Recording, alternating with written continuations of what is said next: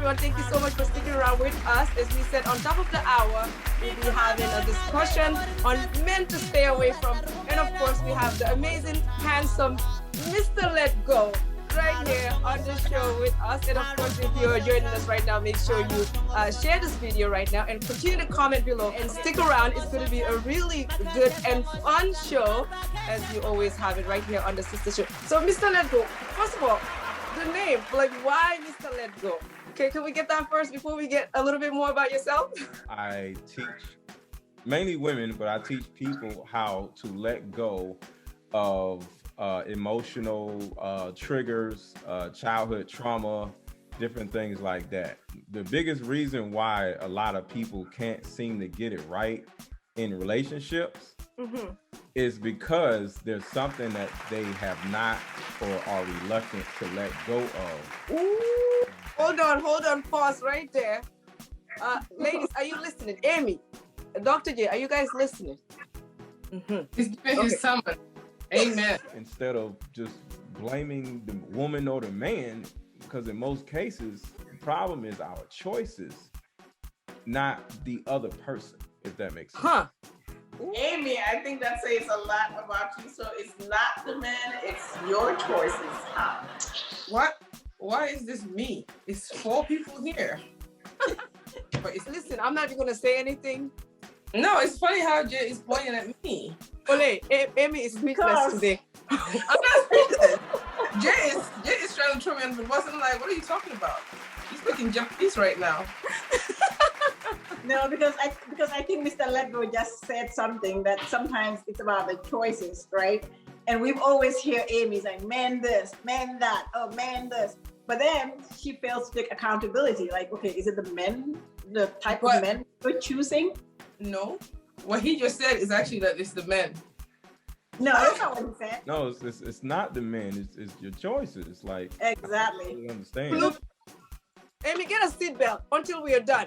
Okay, so on that note, if you're watching, make sure you comment below and let us know if you agree with what just Amy said, and also if you agree with Mr. Letgo, what he's saying. And make sure you tag all your single sisters, because like I said, this is going to be a really great conversation. I mean, this guy right here, you could follow him on Instagram, and we'll drop all of that later towards the end of the show. He is literally changing lives. So let's move on to the show. Okay, so first on the list is men to stay away from.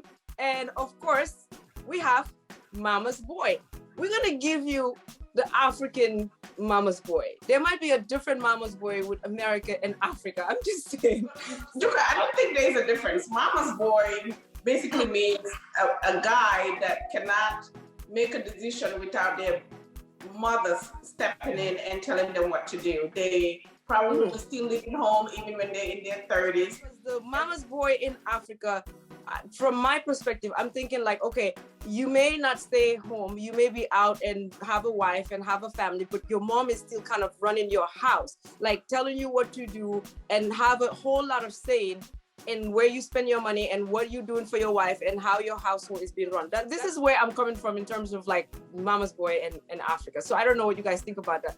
There are some women who would literally choose a Mama's Boy on purpose, hoping to push the mama out the way and become his new mom. They'll purposely choose a guy in order to mother him. Without the Mama's Boy spectrum, I think we just generally as women, we always feel like we can fix men, thinking that I can change something in him that already exists, right? It's like, oh, I think, I like everything about him.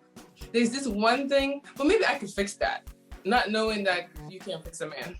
Hey, Ole, do you feel anything different about Amy right now? I mean, like, Mr. Letgo just literally had her let go of a lot of. Amy, you are the one that always be here, man, this, man, that. No, hold on. When the conversation moves there, I'm gonna tell him my perspective. Always, like you said, she's always like on the defensive mode, and it's always like, no, there's nothing wrong that I did. It's them, it's him. Seeing that Amy is, like you said, you could like being vulnerable and saying, hey, actually, I do take accountability. It could be like the tactic that Mr. Letgo you use, because maybe we approach her or we approach this situations always the wrong way. And you, as a dating coach, you really like you don't understand. Like, you have to watch our other shows to understand what we said. If you're watching right now and you believe what we are saying in Amy right now, how everything is shifting, her energy is shifting, comment below and let us know, because you know she's always loudmouth. Like, nah, I'm not changing anything for nobody. You're gonna leave. But Okay, maybe it's the Asian outfit. She has on a Japanese outfit. You know, Japanese people are very calm, very like meditative, very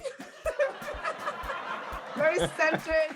I think a mama's boy, it doesn't matter whether it's Africa, Asia, Europe, or the US. It's just basically a guy like who probably put their mom on a pedestal, and there's nothing wrong with that. But I think they take it like to an extreme, like where they will actually compare every woman that they come across to their mom. There are men that are watching right now, or there are a lot of men in our culture, right, that perhaps they look at it as something like, okay, they're honoring their mother, right, and not really looking at it as mama's boy. That's why I say most of them might not stay at home with their moms. They might be very independent, you know, go get her, work really hard, I have a family, but everything that's happening, they consult with their moms first before they do it. Or if their mom say, no, this is not how it's supposed to be. The cultures are very different. For example, here, like, if your mom is saying something that's not true, you can stand up and be like, Mom, that's not true, right? In an African household, you better not, because what's gonna happen next, you're gonna have a big old slap on your face. Why? So it's like, even if your mom is not right, you still don't have the right, or you can't that doesn't say. make any sense. She's not right. Like, why? A person teaching me something wrong, I suppose to just allow the person teaching me to teach me wrong? Why would you just sit here and just, I don't understand. The parents are just put in a pedestal where they're like God for us. Like, Whatever they say is what's right. Everything is perfect, even like you said, even when they're wrong, right? And like I said, the mom, even if she's wrong, she could be telling you something so wrong about your house, about how you're supposed to run it, or your wife, how you're supposed to see your wife, and you will still do that as an African man because you think you're honoring your mom, instead of putting that aside and saying, this is what I need to do for my house and for my family. That's weird. That's dysfunctional. If that man happens to be a mama's boy, when in Africa, it's just more extreme than a mama's boy that is in America. Because sometimes you can probably be like, Mom, you can't be in my house like that, okay? But over there, you can't say that. Like, your mom literally has the right to come into your house whatever time of the day she wants, and you just can't be like. But if you don't let her in, what happens? You go to jail or something? She stay outside. You're not going to be blessed. You're not going to have a blessing of your mom. And I just want to be blessed then. We are made to believe. No, I'm just not going to be blessed. Like, no, I know how to set boundaries with my kids, my family, co-workers, best friends. From birth, right? We are made to believe without your parents, you would never be blessed. Even like you having a great job, you accomplishing things. It's not because you work hard for it. They always tie it again to because your parents blessed you. Yeah. So you didn't work hard for it. This is the extrinsic thing that we're talking about. It's always the man. It's always somebody else. Somebody did some. So what you're saying is, if you're in a relationship and the relationship ends badly, it's always the other person's fault. But on the other end, if you do something and you get rewarded for it, it's always somebody's fault also. So even when something good happens, it's somebody else's. It's somebody else's fault. That is really sad. And Mr. Letgo, if you look at it, that's what leads to a lot of accountability issues. People are not taking responsibility for what happens in their life, and they always tend to blame other people. And that's why good or bad. What's sad is I can have a great life, and I gotta give credit to everybody else other than me. If it's a terrible life, I have to blame everybody else for my life bad. On that note, we're gonna go ahead and go to the next one, which is staying away from narcissist men. A lot of the things you're saying in African culture, it happens in America also. And we were just talking about stay away from mama's boys, and we went a little deeper where a lot of women are purposely choosing men that they can control so they can be the man's second mom. So now we're in this second segment about stay away from narcissists. You know, we were talking about how the mother is first, and that's exactly what a narcissist is, a person that has a false sense of importance or an inflated sense of importance. So if you look at the culture, American culture and African culture, and you look at your upbringing, according to what you guys are saying and according to what I've learned off myself, because she had the inflated sense of importance, right? So now that the man or woman has grown up, the man and the woman is a narcissist. We have to find out, are we narcissists and are we attracting the person that we actually are? Ooh. Okay, you know what? You're too real for me. Oh, Lord Jesus.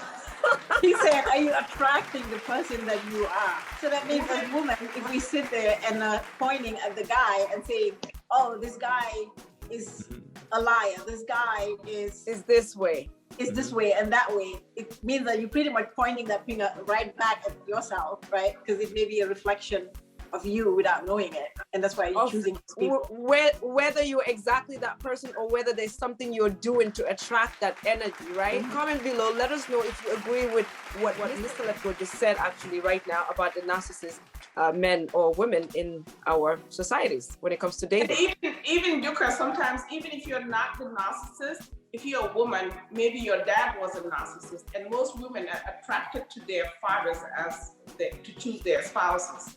And men will do the same thing too. They will be attracted to women that are similar to their moms.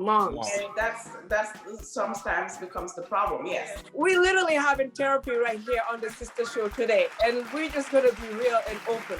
Okay, so let's talk about like what we've dated before in the past, whether it was a marriage or dated, where you knew something was off with anything that we are talking about here or anything that you could think of, but you stayed in it or you after let go, like Mr. Letitgo says, let go. So let's share that. Let's share stories. I had an ex-girlfriend, or I have an ex-girlfriend that her mother to a certain degree was a narcissist. She had this big house. She lived with her mom at the time, and her two brothers lived with her mom, with her also, right? And as I'm dating her, and that's not a bad thing for a woman to live with their mom, but you know, it was a time where it was like we about to get our taxes, right? And I'm close to the mom or whatever, I'm over there, and she literally asked me, am I going to buy her daughter a car with my income taxes? And the first thing I looked at, I'm like, she's probably gonna get more money than I do because she had 2 kids. So I'm looking at her like, why in the world would you ask me something like that? And as time went by, I was able to see that her mom looked at her daughter. She was somewhat narcissistic, and she made her daughter narcissistic. So I dated this guy. Ole, I think you've met him. Like he was Muslim, and he was from France. And his name was Mortar, and I think his dad's name had something to do with Baghdad or whatever, right? You know, every time we get into an argument, he goes, me Mortar, son of Hamanaka Baghdad, son of Alabama Baghdad. I'm like, what the hell you're talking about? I don't care who your father is. And then I remember one time we got into it, and I was driving, and he was like, I said something, and he said, he got mad and he said to drop him off. Guys, it was like around maybe 11 o'clock at night, going to 12 midnight. And he lives literally, I would say about 3 hours from me if you have to walk. But probably 30 minutes. Oh no, wait, listen. 30 minutes drive to his house, right? And I was driving and he goes, oh, you crazy. I'm gonna leave. Drop me off right here. I was like, you sure you want to get out? He goes, yeah. I said, okay. I pull over. He opened the door. He thought I was gonna say, oh no, come back, blah, blah, blah. Listen, I drove off, and I knew wherever I dropped him off, there were no taxis. This was way back in the days. Obviously, no Uber, none of that. This fool walked home. He didn't get home till 4 a.m. So the next day, I didn't call him. He called, and I pick up, And he goes, how are you? I was like, I'm great. How are you? He goes, I'm fine. Yesterday I walked. But you know, you were wrong. I was like, okay, so what time did you get home? He goes, around 4. I was like, maybe you need to go get some more sleep because it's still early. I don't know if I would say he was a narcissist, but he was really, really crazy. I remember one time I said, we're both Muslims. We are Muslim and he's Muslim. So we were talking and I was like, when I said, oh my God, Jesus Christ, he goes, Jesus, Jesus. I was like, okay, you crazy. I'm done. What would you say that guy was from seeing it from the outside? Just the things I shared. Somebody who doesn't believe in Jesus. That's the only thing. And these are just situations. So I'm sure it was more than 2. But either way it goes, you stayed with him between here and there. So that's the reason why I'm saying, doesn't that make you the narcissist? Because you stayed with whatever he was. Mr. Lego just called me a narcissist. I'm just saying, because if I touch a hot stove and it's hot, I don't stay with my hand on the hot stove. I'm from the pool. We have to let it go. I have a question for you. How many mistakes does a guy do before you say, okay, I'm out? We all date to the level of our own perceived self-worth and our self-esteem. And we stay with that particular person because of our own self-worth and self-esteem. It's not about the other person. So it's not about the mistakes they make. It's about your level of self-worth. Because if your level of self-worth and you have low self-esteem, it doesn't matter what they do, you're not going to go anywhere because you're just going to deal with it. So it's not how many things that they do, because that's you. It's a you thing. You have to look at yourself and say, why do I allow men to do so many different things before I decide to leave? It's not about what they're doing. It's about what you're doing and how you're feeling about yourself. It's just like being at a crappy job, because either I don't feel like I can get paid better at another job, or I'm afraid to find another job, therefore you stay. So that's the same thing with a man. You don't think you can get a better man than him, so you just stay.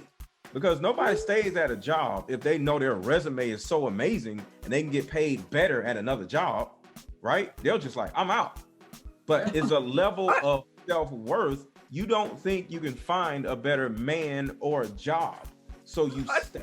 You stay.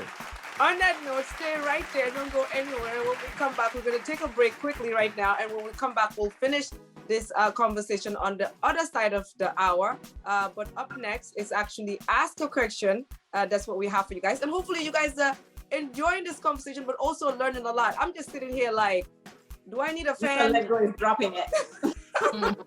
He's just slapping us. Pop, pop, pop. Oh my God. He is speaking the truth. And if you're agreeing with him, make sure that you comment and also share the video and tag all of your single friends and even those in the marriages, because you just never know. Because he's saying most of us continue to stay even if we know it's wrong because we think our resume is not good enough for something else, right? That's what you just said? Yeah. Okay, stay right there. We'll be right back.